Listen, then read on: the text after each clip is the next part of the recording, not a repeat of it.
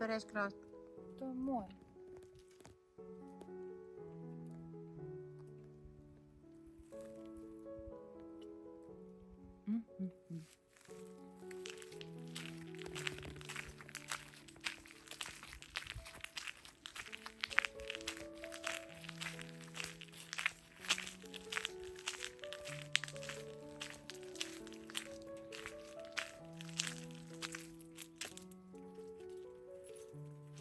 Well, it's that time of year again. Our forests have turned golden, the leaves have begun falling, and it's time to trade in bikinis, sunshine, and river fishing for winter jackets, rakia, and pumpkins. Don't get me wrong, I'm in no way upset about this change. As a matter of fact, I am beyond excited because fall on the farm is an absolute dream. And not to mention, one of my favorite holidays is coming up, Halloween. Now in Bulgaria, I think people are a bit more superstitious than back in the US, and it doesn't seem like they love Halloween too much, but I'll get into that in another video. Today, what I want to show you is all the preparations that we go through for the fall and winter season. And one of the things that is definitely on the list is, yes, exactly what you see here, grapes. And the reason grapes are such a big deal in Bulgaria is not just because they're a delicious treat, but also because we make, you got it, rakia. This is our national drink, and when you enjoy enough rakia, this is what happens. Party, good time, laughter, and just the good old Bulgarian way. There's nothing better than a nice glass of rakia. Now, I want to start with a history of these grapes and where they come from. These grapes that you see right here are planted and left over from my grandfather. This is our house, so it's not the house that you see me showing usually. That's my boyfriend's house. This right here is my family house, and I normally avoid filming it because I have very strong memories here. This is where I grew up every summer, and ever since my grandpa passed away, I've been pretty much avoiding coming here.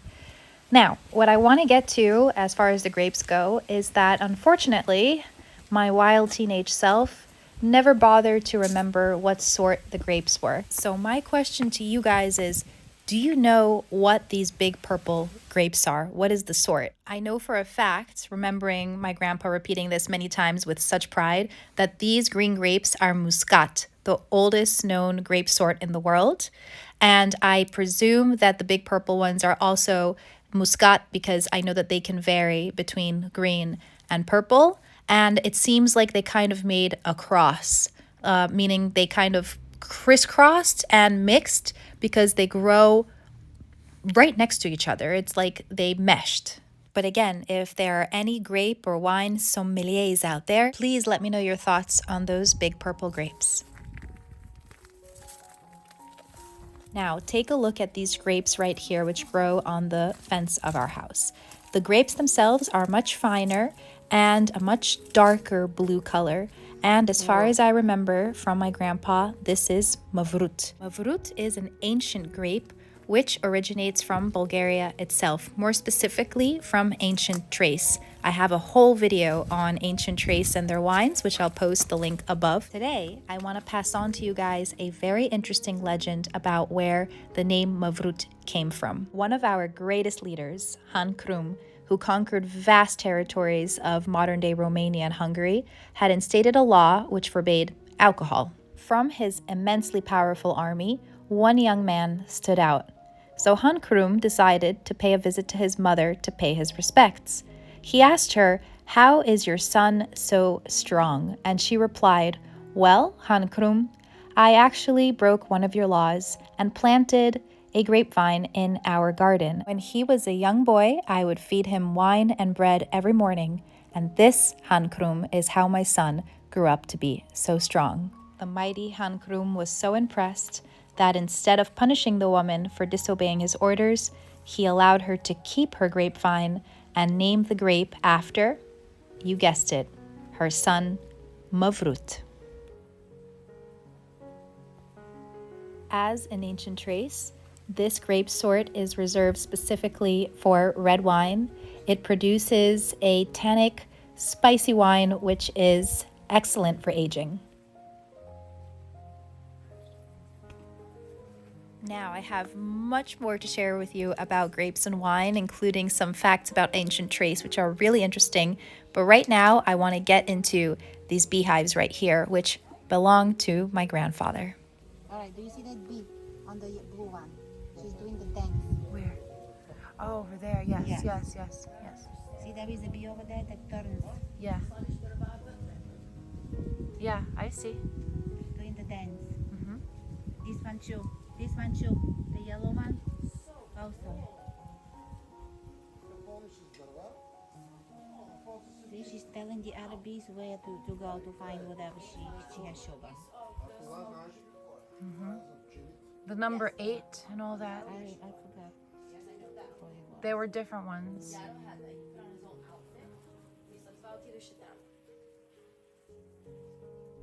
As with the grapes, my grandfather was a master at beekeeping. I mean, master. So much so that he was the only person from the village who could successfully harvest the honey. And this is something that we would do every summer together. Yep. It was a lot of work. And I remember that I enjoyed it very much. However, my wild teenage self didn't think to write down all the info he was giving me about the bees. Good news is I still know from him quite a bit. And even better news, I dug up his old books about beekeeping and grape keeping, which actually have his handwritten notes. Помниш ли колко много имаше дядо като беше? Чили.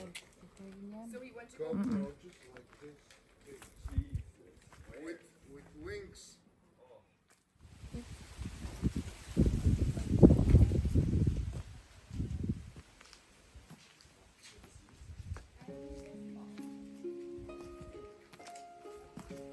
Ау, той има бял пътладжан. Guys, have you seen a white eggplant?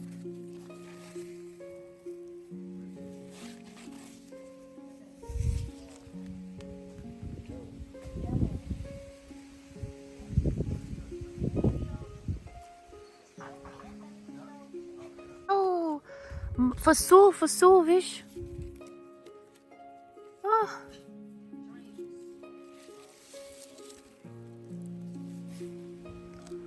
Domate.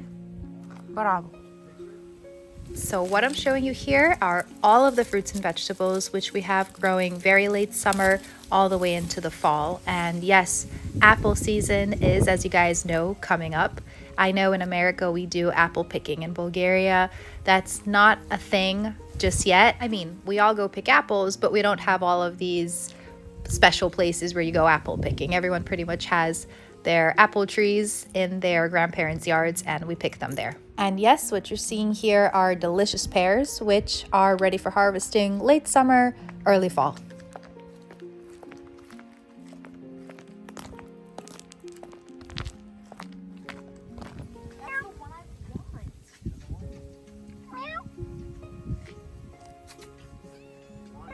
Now let me give you some of that Thracian history on those grapes that I promised you. Fun fact, which some of you guys will know from my Thracian video, wine from ancient Thrace was called, especially by the Greeks, wild wine. And this is because it was completely undiluted and extremely strong. So strong that this is the exact wine that Odysseus used to blind the Cyclops Polyphemus. What are you guys gonna say about our Thracian ancestors now? Hello. Mommy, could you so cute? Amy, you're the cat whisperer. All cats love you. Те вече не искат.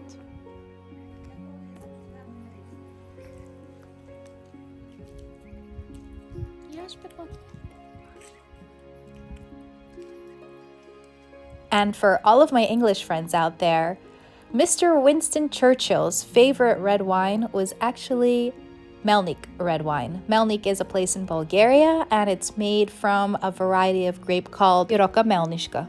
He loved it so much that he would have cases and cases of it imported. Now, what I'm showing you here, I'm not sure if you can see it from afar, are, yes, the cabbages. It's cabbage season in Bulgaria, and all my Bulgarian brothers and sisters out there know we are all about cabbage in this country. So I don't know how many of you guys have seen cabbages growing before, but this is exactly how they grow. You can understand why Cabbage Patch dolls are called such, right? They're adorable. Today is going to be a really fun one. We are going to be making Bulgarian pickled cabbage out of cabbages you see right here. We've got our load ready to go. And this is something that Bulgarians have been doing for as long as we can remember, around November. And it's our way of enjoying the cabbage all year round.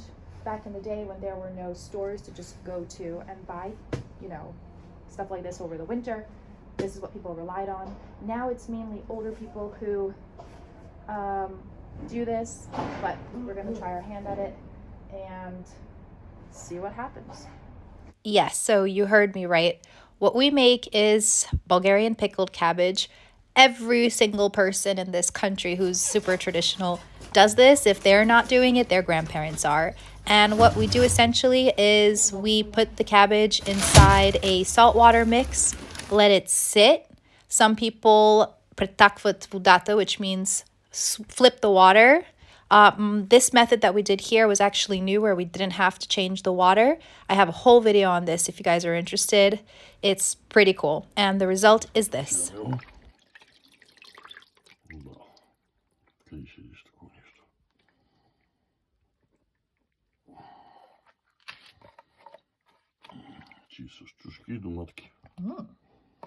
Браво!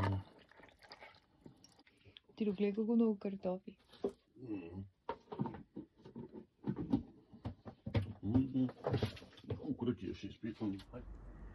Another winter prep that we do out here in Bulgaria, and I'm sure on a lot of farms actually, is called Trusa.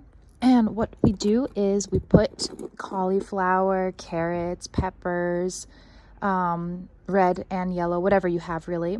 Some people actually put broccoli, but the traditional recipe doesn't usually include broccoli, garlic, and we make it into, we pickle them. Yes, it's essentially just pickled vegetables for the winter. And the reason for this, long ago, as you guys can probably imagine, is they didn't have refrigeration, so they would pickle their vegetables. As a matter of fact, they would actually bury their meat in the ground because the ground was so cold over the winter that it would refrigerate.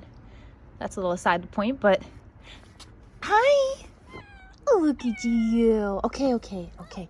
I know. Yes, but you have little fleas, so don't come near this right now. I'll feed you in a sec. This is a little kitty that walks around everywhere. Matty. Okay. Yeah, but she has fleas. I have to powder her. She's our neighbor's cat. But they kind of let her roam around a lot, and I don't think they powder her. Anyway, so yes, this is our current preparation for the winter. Meow. Okay, no. Hang on. Okay, let's go eat. My Baba personally likes to make trusia out of exactly these peppers. It's prettier. Well, there you have it. This is fall on the farm, or fall on the Село. I'm going to start using the correct term for our farm. It's Село. I say the farm in English just to make sure you guys know exactly what I'm talking about, but Село is what we call it. So thank you guys very much for watching. I hope you enjoyed, and I hope to see you guys next Sunday. Do novi srešti.